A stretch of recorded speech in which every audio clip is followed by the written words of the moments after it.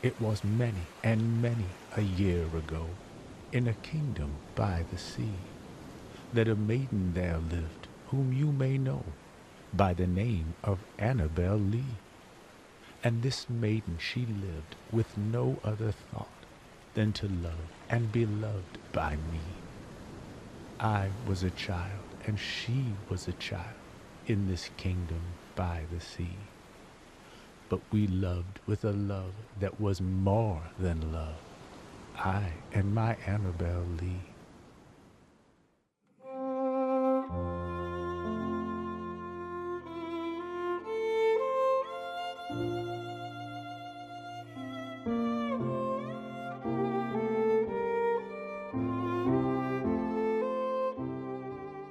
Edgar Allan Poe, one of America's most influential writers, was born on Thursday, the 19th of January, 1809, in a humble boarding house near Carver Street in Boston, Massachusetts. Both of his parents were actors. While on a business trip to Norfolk, Virginia, Poe's father, David, saw Eliza Arnold perform on stage, fell in love, and quickly joined her acting troupe.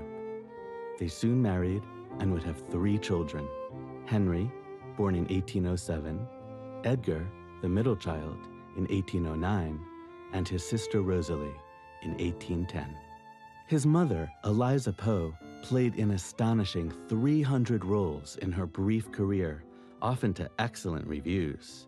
One critic praised her interesting figure, her correct performance, and the accuracy with which she always commits her part, together with her sweetly melodious voice when she charms us with a song. His father, David Poe, was handsome, but not nearly as talented as his wife. He was often pilloried by theater critics. One early review said, "The lady was young and pretty, and evinced talent both as singer and actress. The gentleman was literally nothing." Another reviewer complained, "Mr. Poe mutilated some of his speeches in a most shameful manner." The young family traveled to theaters along the East Coast, as most American cities were too small to support a permanent acting company. But the Poe's lives soon began to unravel. David Poe's acting career came to a halt with his final stage appearance in October 1809. 2 years later, when Edgar was just 2 years old, David Poe deserted his young family and vanished. Nothing is known of where he went or what became of him. 5 months later, he died in Norfolk, Virginia. Well, David Poe probably had a few different reasons for abandoning his family. First of all, his wife's career, Edgar's mother, was taking off. She was getting better and better parts. Meanwhile, you see David Poe getting fewer and fewer parts and lesser parts.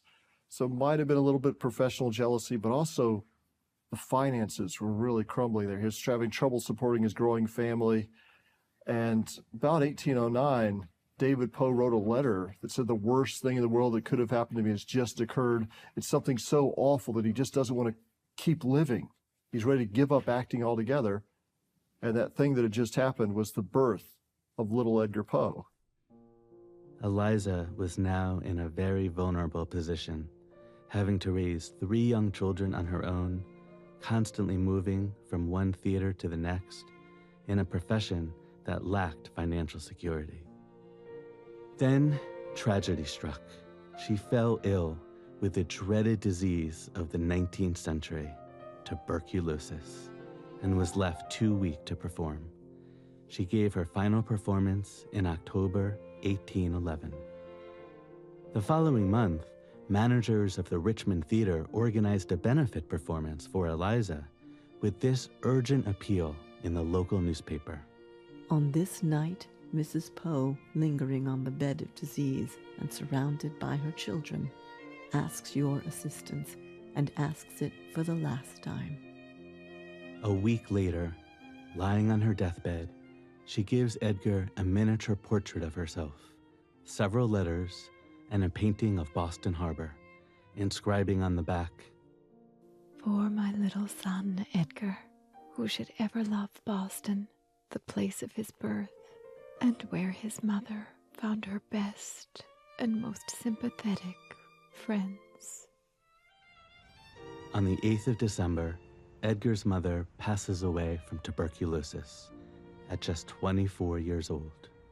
Although she and her husband could not have known it, they die just 3 days apart.